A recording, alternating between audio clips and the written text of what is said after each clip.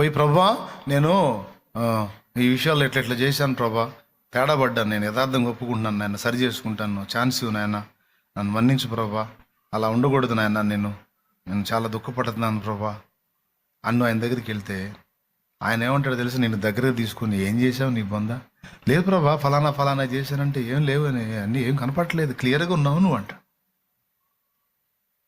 ఏదేంటి ప్రభా, నా పాపాలు ప్రభా.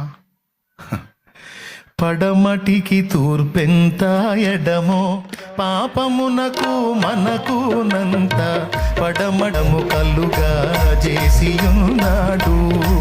హడావుళ్ళు. ఒకవేళ దేవుడు ఏదన్నా నీకు అలాంటి స్పందనలు ఇస్తే దేవునికి స్తోత్రం.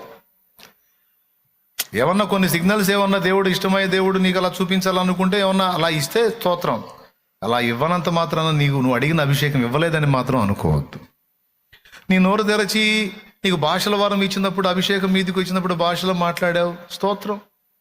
కానీ భాష రాకపోయినా నువ్వు అడిగినప్పుడు మాత్రం అభిషేకం నీ మీదికి ఖచ్చితంగా పంపుతాడు. ఎందుకంటే న్యాయమైంది, నీకు అవసరమైంది అది.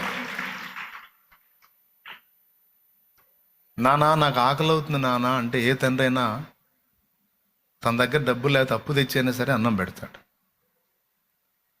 అంతేగాని నువ్వు అడిగినది న్యాయము కాదు,